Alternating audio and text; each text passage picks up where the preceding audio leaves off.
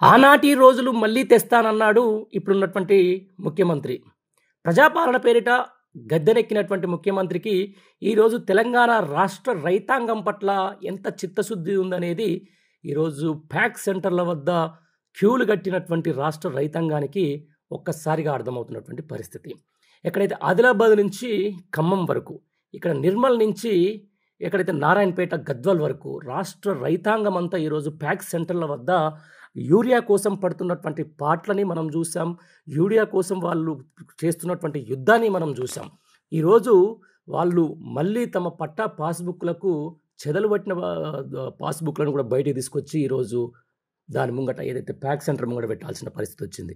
తమ చెప్పులను కూడా ఈరోజు క్యూ లైన్‌లుగా పెట్టాల్సొస్తుంది. ఉదయం 6 గంటల నుంచి పిల్లలు, పెద్దలు, మహిళా రైతులు అని చెప్పేసి ఎవ్వరు లేకుండా కూడా ఈరోజు వాళ్ళందరూ కూడా ఈరోజు ప్యాక్ సెంటర్ల వద్ద పడిగాపులు కాయాల్సొస్తుంది.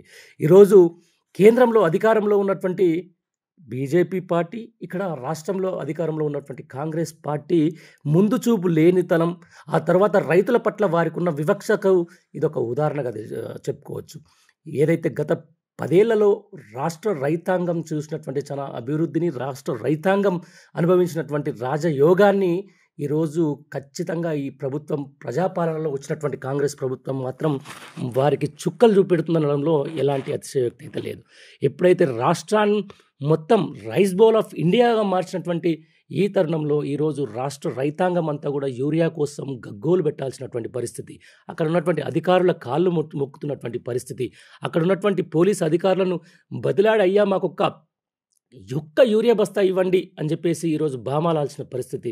అయ్యా ఒక్క యూరియా బస్తాన్న ఇస్తే మా పంటని కాపాడుకుంటామని చెప్పేసి ఆవేదన చెందుతున్నటువంటి పరిస్థితి. ఈరోజు దగ్గర ఒక 10 రోజులైంది వరి నాట్లేసేసి, అలాగే వర్షాలు కూడా కురిసినాయి. విస్తారంగా వర్షాలు కురిసిన నేపథ్యంలో కూడా పత్తి చేనులకు ఇవ్వాల్సినటువంటి యూరియా వేయకపోవడం వల్ల రెడ్ కలర్‌లోకి ఈరోజు పత్తి చేను మారుతా ఉంది. ఓవైపు కలుపు దగ్గరికి వస్తున్నా కూడా యూరియా వేయకుండా ఈరోజు వరి పంట నాశనం అవుతా ఉంది. అయితే మొత్తానికి గత 10 ఏళ్ల పాటు ఇలా చిటికలో వెళ్ళి యూరియా బస్తాలు తీసుకొచ్చినటువంటి రైతన్న మళ్ళీ రోడ్డెక్కి అడుగుతున్నటువంటి మాట, అయ్యా మాకు యూరియాలు ఇయ్యి అని చెప్పేసి. ఓవైపు కేంద్రంలో 8 ఎంపీలు, 8 మంది ఎమ్మెల్యేలు ఉన్నటువంటి ప్రభుత్వంలో ఉన్నటువంటి బీజేపీ పార్టీ మేము యూరియా ఇస్తున్నాము, ఇక్కడ అంతా దళారుల పాలవుతుందని చెప్పేసి వాళ్ళు చెప్తున్నటువంటి మాట.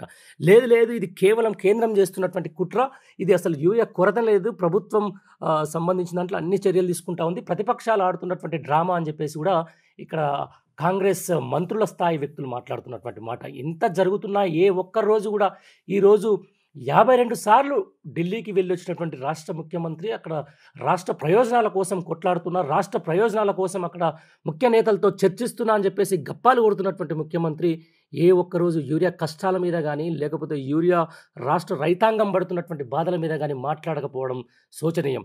ఇప్పటికే రైతు కంటగా పరిపాలనగా మారినటువంటి కాంగ్రెస్ పరిపాలనలో 2 సార్లు రైతులకు రైతు బందో, లేకపోతే వీళ్ళు చెప్తున్నటువంటి రైతు భరోసానో ఎగ్గొట్టిన ఘనత ఈ కాంగ్రెస్ పార్టీది.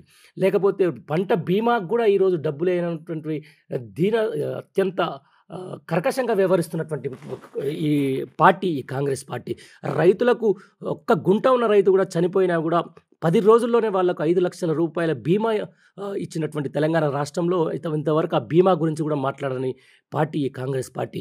కౌలు రైతులకు మేము బోనస్ ఇస్తాము, కౌలు రైతులకు కూడా మేము రైతు భరోసా కల్పిస్తామని చెప్పి హామీ ఇచ్చినటువంటి కల్లబొల్లి మాటలు మాట్లాడినటువంటి పార్టీ ఈ కాంగ్రెస్ పార్టీ. ఇట్లాంటి కాంగ్రెస్ పార్టీ హాయంలో మళ్ళీ యూరియా కష్టాలు ఆకాశాన్ని అంటాయి. ఎక్కడ చూసినా రైతులు గగ్గోలు పెడతా ఉన్నారు. మహిళలు అయితే ఈరోజు అక్కడ ఉన్నటువంటి అధికారులు అయితే ఉన్నతాధికారులు ఎవరన్నా వస్తే వాళ్ళ కాళ్ళు కూడా మొక్కాల్సినటువంటి పరిస్థితి. ఇంత జరుగుతున్నా ఏ ఒక్క మంత్రి కానీ, రాష్ట్ర ముఖ్యమంత్రి కానీ దీని మీద మాట్లాడకపోవడం శోచనీయం. మరోవైపు రాష్ట్రంలో యూరియా కొరతకు మీరంటే మీరని చెప్పేసి కారణాలు చూపించుకుంటూ ఇటు బీజేపీ, అటు కాంగ్రెస్ పార్టీ ఆడుతున్నటువంటి డ్రామాలపై అయితే తెలంగాణ వ్యాప్తంగా రైతాంగం అంతా కూడా తీవ్ర ఆగ్రహ వేషాలతో ఉంది. ఎవరైతే తమ క్యూ లైన్లో పెట్టిన చెప్పులు ఖచ్చితంగా రేపు స్థానిక సంస్థల ఎలక్షన్‌లో అయినా గాని, లేకపోతే సార్వత్రిక ఎలక్షన్‌లో అయినా గాని, ఈ 2 పార్టీలకు సంబంధించినటువంటి నేతలు ఎవరైనా వస్తే వాళ్ళ మీద విసురుతామని చెప్పేసి గూడా ఈరోజు వాళ్ళు ఆగ్రహంతో ఉన్నటువంటి పరిస్థితి. మరికొద్ది రోజులు ఆగిన తర్వాత కరెక్ట్ ఇంకొక వారం రోజులు, వారం 10 రోజుల తర్వాత యూరియా ఏసినా వేస్టు, వచ్చినా వేస్ట్ అని చెప్పేసి గూడా రాష్ట్ర రైతాంగం చెప్తున్నటువంటి పరిస్థితి. ఏదేమైనా గూడా యూరియా కష్టాలకి ఈరోజు తీవ్ర స్థాయిలో అటు కేంద్రంలో ఉన్నటువంటి బీజేపీ పార్టీ, ఇక్కడ ఉన్నటువంటి కాంగ్రెస్ పార్టీ ముందు చూపు లేని తనం వల్లనే ఈరోజు తమకి కష్టాలొచ్చినాయని చెప్పేసి గూడా రాష్ట్ర రైతాంగం అంతా ఆగ్రహం వ్యక్తం చేస్తున్న పరిస్థితి. ఇలాగే కొనసాగితే మరో వారం రోజులు యూరియా దొరకకపోతే తమ చేతికొచ్చినటువంటి పంటలు పత్తి అయితేనేంది, లేకపోతే వరి పంట అయితేనేంది పూర్తి స్థాయిలో నష్టాల బాట పట్టే అవకాశం ఉందని చెప్పేసి కూడా రైతులు వాపోతున్నటువంటి పరిస్థితి. ఇంత జరుగుతున్న 50 మెట్రిక్ టన్నులు కేంద్రం నుంచి మేము తల వంచి వాళ్ళని మెడలు వంచి తీసుకొస్తున్నామని చెప్పేస్తున్నటువంటి ఈ కాంగ్రెస్ పార్టీ దాని మీద ఎక్కడి దాకా వచ్చింది, అసలు యూరియా ఎంతవరకు వచ్చిందని చెప్పేసి కూడా చెప్పలేని పరిస్థితి.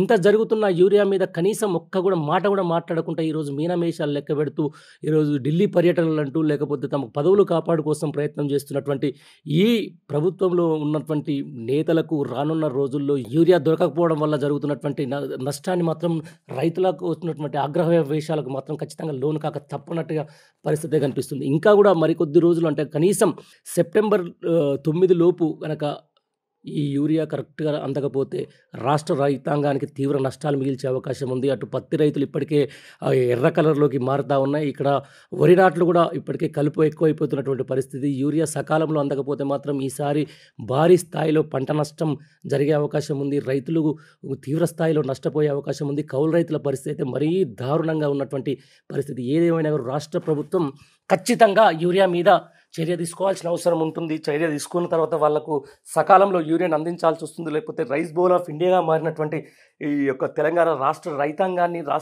పెరిగిన ఆయకట్టని గత ప్రభుత్వంలో ఏదైతే గొలుసుకట్టు చెరువుల వల్ల, లేకపోతే మిషన్ కాకతీయ వల్ల కూడా ఎంత ఆయకట్ట పెరిగిందో ఈరోజు మనం చూసినాం. ఆ పెరిగిన ఆయకట్టలో కూడా పంటలు వేసేసి చాలామంది ఇప్పటికీ ఆయకట్ట తగ్గిందని చెప్పేసి కూడా చూస్తూ ఉన్నాం మనం. ఒకవైపు ఇక్కడ ఉన్నటువంటి రాష్ట్ర వ్యవసాయ శాఖ మంత్రి ఎరువులపై మాట్లాడే కొన్ని అబద్ధాలు మాట్లాడడం, తర్వాత రాష్ట్రంలో ఉన్నటువంటి ఎంపీలు కొంతమంది ఇండియా పాకిస్తాన్ మధ్య యుద్ధం జరిగితే చైనా నుంచి యూరియా రావట్లేదని చెప్పేసి ఒక డైవర్ట్ పాలిటిక్స్కు మాట్లాడుతున్నటువంటి విధానాన్ని మనం చూసినాం. ఏది ఏమైనా రానున్న రోజుల్లో తప్పనిసరిగా యూరియా కష్టాలు మాత్రం ఈ కాంగ్రెస్ పాలిట యమపాశాలుగా మారే అవకాశం ఉంది. రాష్ట్ర రైతాంగం అనేది మాత్రం ఉన్నటువంటి ప్రస్తుతం ఉన్న ఆగ్రహ వేషాల వల్ల ప్రస్తుతం వాళ్ళంతా ఫోకస్ అంతా పంటను కాపాడుకునే దాంట్లో ఉన్నారు. బ్లాక్ మార్కెట్కు సంబంధించిన దాంట్లో కూడా ఇంకా విపరీతంగా వార్తలు అయితే మనకు వస్తూ ఉన్నాయి. ఈ కాంగ్రెస్ పార్టీలో ఉన్నటువంటి కొంతమంది నాయకుల అనుచరులు ఈరోజు బ్లాక్ మార్కెట్లో యూరియాని తరలించారు. ఎక్కువ ఇప్పటికీ కొన్ని లక్షల మెట్రిక్ టన్నులకు సంబంధించి, కొన్ని వేల మెట్రిక్ టన్నులకు సంబంధించి యూరియా అంతా కూడా ప్రైవేట్ గోదాముల్లో ఉంది. ఆ గోదాముల్లో తీసేసి కూడా దానికి ఏదో పాస్పరస్ కానీ లేకపోతే పొటాషియం అని చెప్పేసి ఒక 14 నుంచి 1800 రూపాయలు అది కొంటేనే మీకు యూరియా ఇస్తామని చెప్పేసి రైతులను బ్లాక్మెయిల్ చేయడం ఈరోజు కొన్ని ప్రాంతాల్లో మనం చూసినాం. ఏదేమైనా కూడా ఖచ్చితంగా యూరియా కష్టాలు, యూరియా మీద ఈరోజు తెలంగాణ రైతాంగం పడుతున్నటువంటి బాధలు తప్పనిసరిగానైతే వర్ణనాతీతంగా ఉంది. ఈ పరిస్థితి ఇలాగే కొనసాగితే మాత్రం రానున్న రోజుల్లో రాష్ట్ర రైతాంగం ఆగ్రహావేశాలు ఈరోజు రోడ్డెక్కే పరిస్థితి వచ్చింది. ఎక్కడ ఈ ప్రజాపాలన పేరిట అధికారులు కానీ, లేకపోతే ప్రజాపాలన పేరిట ఎవరన్నా కూడా ప్రజాప్రతినిధులు తమ ప్రాంతాలకు వస్తే మాత్రం వారిపై తీవ్ర స్థాయిలో నిరసన వ్యక్తం చేసే పరిస్థితులు అయితే తెలంగాణ రాష్ట్రంలో కొనసాగుతున్నాయి.